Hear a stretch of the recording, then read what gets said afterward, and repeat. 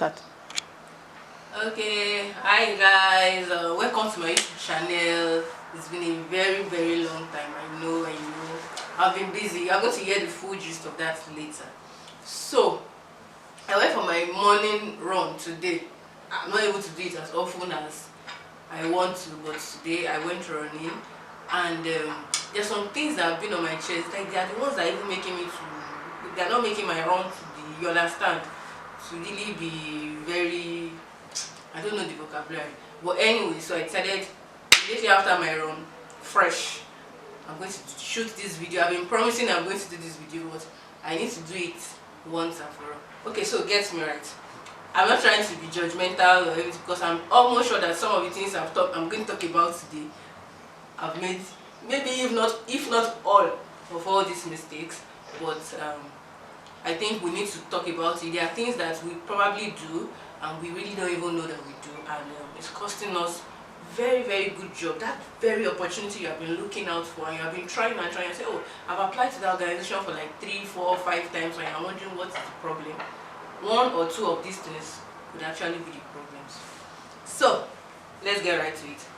I transitioned from, of course I'm a content creator, I transitioned into full entrepreneurship, and of course I still have some other hustles, the other things I want to do, and I'm sure that I'm still going to find myself in this position where I'm going to be applying for things. In fact, I'm still actively applying for some other big things. But being an entrepreneur now, I found myself at the other side of the divide, and I put up job applications, vacancies, and I told people to apply, and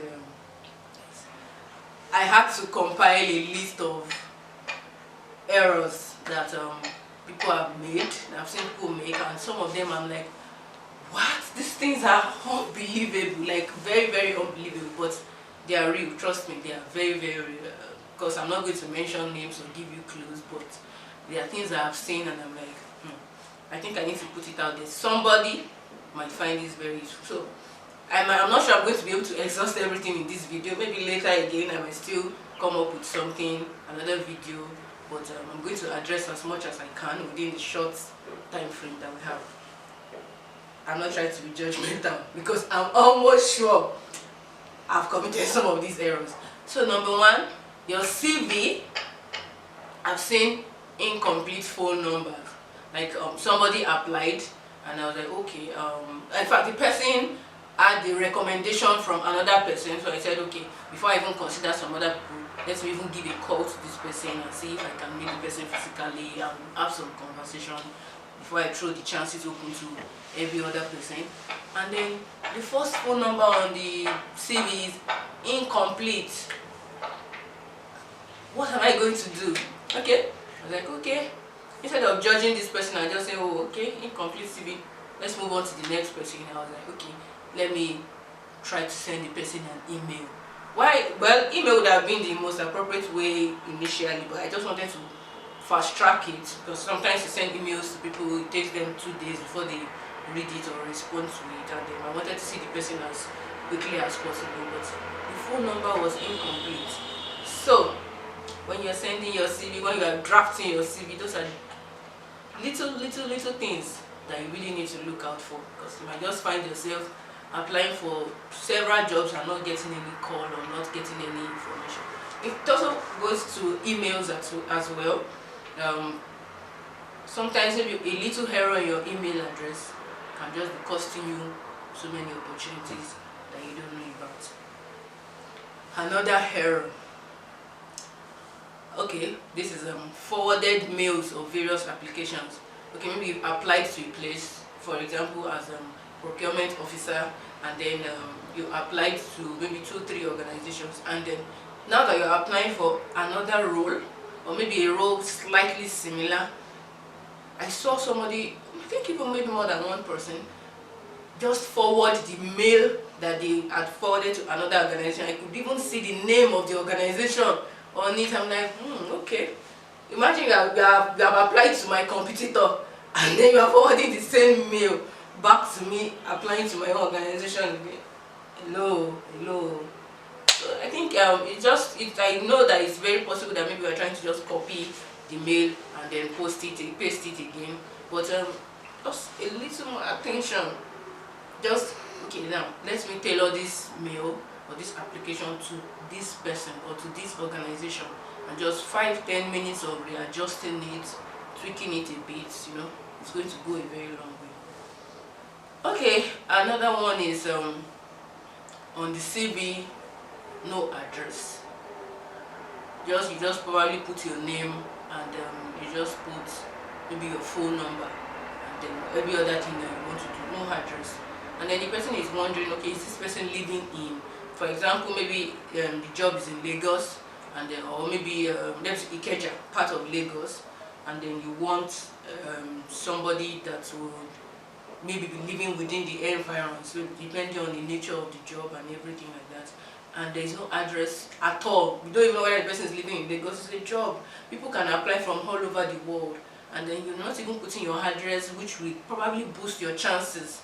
Imagine, okay, I've had to shortlist people because, okay, I feel they live around, so maybe they are going to have less problems with transporting themselves back home, especially depending on the work hours. So that's just another thing that one needs to look out for. Maybe in the course of, oh, I've seen this job, I'm best suited for this job, and then you just quickly adjust your CV, type something, and you send it, and you don't put your address. You have already slashed your chances eventually. Okay, so another error is, I don't know, maybe it's because of the generation of the internet generation now that we have. You see people use shorthand a lot, and then eventually they don't use it appropriately at all. You see people use, instead of I am, two things. They either put I, then M only, or they put am, the way we say it, the way people say it, let me put it that way, I'm this, I'm going, I'm coming, they just put it like that. Well, some other recruiters can overlook it, but I know there are softwares to even sieve out a lot of CVs. So little things like that can already get your CVs or your applications thrown out. My name is not abbreviating and then making it look like entirely different words on its own. So please, I think that's one thing that we really need to put into consideration. Okay, another thing is wrong subject. We're supposed to put the subject of the mail. There are times that you are applying for something, they say, okay, put maybe the title of the role as the subject. There are some that even put the title and the location. For example, if it's a job offer, maybe a marketing job role, and they have slots maybe across various states of the country or provinces of the country, and they want to know which location you are applying for, and they just tell you, okay, go back to procurement officer Lagos, procurement officer Anambra, procurement officer London, something like that. And then some people don't even put their subject, no subject at all. Some people don't even, you just put something entirely different. Maybe you put your own degree as the subject of the mail. No, you should actually read. Those are those little instructions that would have already been in the vacancy, the description of the vacancy and everything that you really need to put into play. Okay, another problem is when they tell people to send your CV. I've seen people snap their CV and then because okay, we make use of our phones, you put your CV on a platform, on a table. I've seen someone snap the CV with almost half of the hand. You snap, in fact the hand was even almost bigger in the picture than even the CV. It's hello. You're supposed to put, if you want to even snap, for example, you are supposed to, number one, your CV should not be coming as a JPEG document. Almost you have committed this error before, but no. If it's other documents, maybe your certificate, your CV should not be a picture. Ideally, even if you are taking a picture of it, you should convert it to PDF or Word, whatever form you want to convert it to, but not a picture. And then the person even had like I could see almost all the fingers in the picture. Just crop it out, convert it to PDF. Just PDF. There are some that will request you to convert it to, they want it in Word for whatever reasons they want. But I'll just send your document, your CV, and then people take pictures and you can see the table or the chair on which they even took the picture and everything like that. Just cropping it out, those things just goes a long way to say, okay, this person pays attention to detail. Because by the time you put on your CV, I can do this, I can do that, I can do that. Something as simple as sending a PDF document. You are sending a JPEG document and then you are putting half of your hand in it. No try. So that's that. And then sometimes for some applications, they request. The thing is, I think one, paying attention to detail. Many people will just put it on our CV, but we actually do not pay attention to detail. Paying attention to detail also goes down to people not. Some, they will tell you attach a document, and some people will not even attach any document. I've seen that as an error. No document at all in the mail. Attach a document and put a summary of yourself. No summary at all. You just attach a document and that is all. Attach a document and put a summary of yourself, and then they attach 5 or 6 documents. Necessary and I know I've committed that error before. But I'm like, before people will think that let me send all my primary, secondary school certificate, and you put all the extra certification that you have had, and they just want your CV. All those other ones, trust me, they will not even download it. You just ended up wasting your time and everything gathering these documents together. If they want a document, trust me, it's just a document they want. If you add your extra certification, it's not really going to make so much difference. If they want extra certification, they can request for it. So that's that. Then another thing, back to address. I've seen people apply for a job and their address is outside of the state. Maybe you are in, for example, where I am now, I've applied for a job in Lagos, Osun State, and everything. So if you are applying for a job and you are not in that state, I'm not saying that one should not do that. Sometimes you might be willing to relocate, but where they are putting, where they told you to write a summary about yourself or maybe an application letter, I think it's best, according to my opinion, I think it's best to indicate that, okay, because your address is already showing that you're outside of the state, logically, except you probably have a friend or a relative that you're going to stay with in whichever state that you're applying to or area you're applying to, and you're putting the person's address. But if that is not there and you are willing to relocate, you need to state that in the summary or cover letter or something, that okay, I'm not within this particular area, but I'm willing to relocate. Maybe you think the job is worth relocating for or whichever thing. But some people, they are applying for maybe an entry role job that the fee is just very little, and then they are applying across thousands or hundreds of kilometers, and then I've had to like send messages to people, and I'm like, okay, I can see that you are applying for, maybe, oh, the CV is very good, this person looks like best fit, and then I asked, okay, I can see that you are applying from a particular place. So there are two things. There are some that they made an error of, maybe they have relocated and they did not even put their new address. That's one. I got that as a feedback. Or some that they are saying they don't mind moving. I'm like, this is a very, maybe this role, I don't think it's worth it to relocate, because if you are moving to another city, we are going to be considering your accommodation, your transportation, and all those things. This role, have you really thought through? So, but many people don't put so much thought process into it. I'm almost sure I've committed an error before. You just apply, and then if, for example, now we offer them the job, then they now start saying, oh, I'm going to have to relocate, and this money is not enough for me.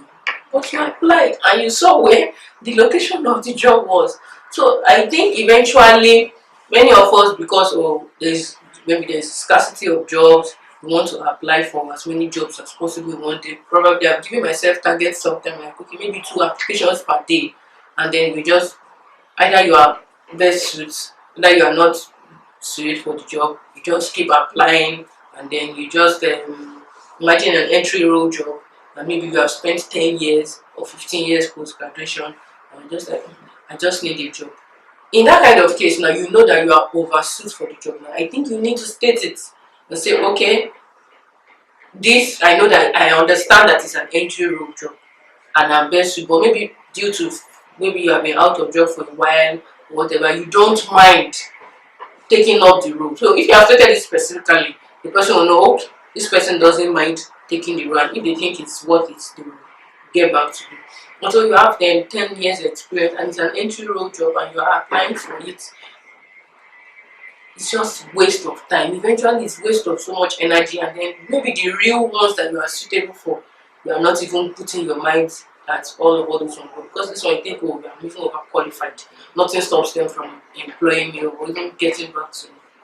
So that's just it. So there are like several mistakes that people have made, not attaching any document or attaching a large photo, or yeah, I remember one particular one where the person was even saying, um, a summary of yourself, and the person was like, I passed through, I'm applying for this job based on, I can't even remember the word particularly, and the person was even saying, like, I've passed through a lot of hardship, and then God has really helped me, I did not yield to temptation. And see, what can you do?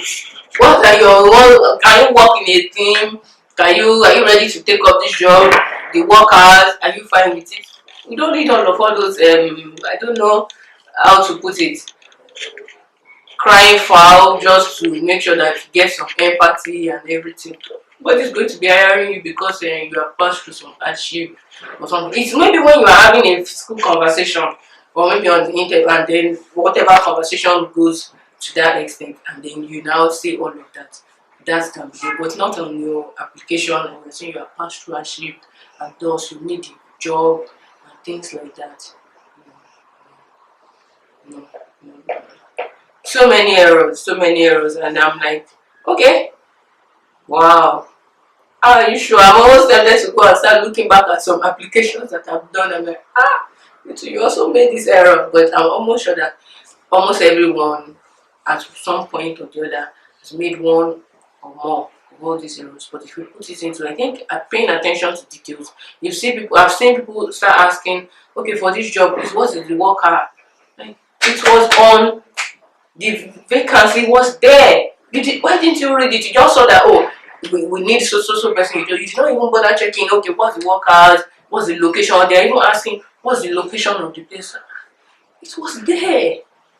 So it's like we barely read, just, oh, this job, I'm applying for it. I have this qualification, and that is just, and then you see people applying for entirely different field. Like, I'm in shock.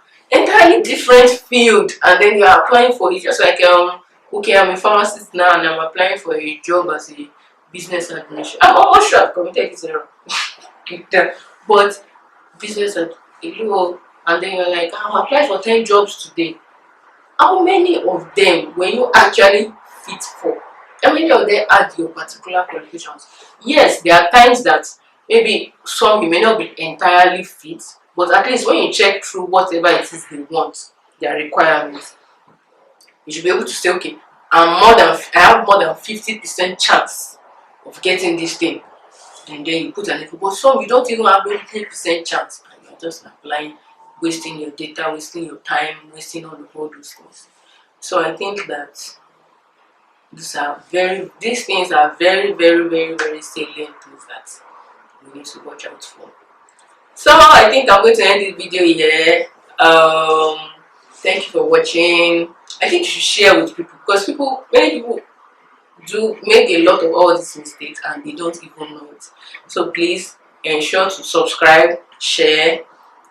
I'm going to be bringing so much more information. Of course, we have our fun videos, and then information so that will be useful to you, useful to anybody. Thank you so much for watching. I hope I don't stay so long before I shoot another video. Thank you, thank you, thank you. Till then, I think I want feedback in the comment section about your application experiences. Thank you.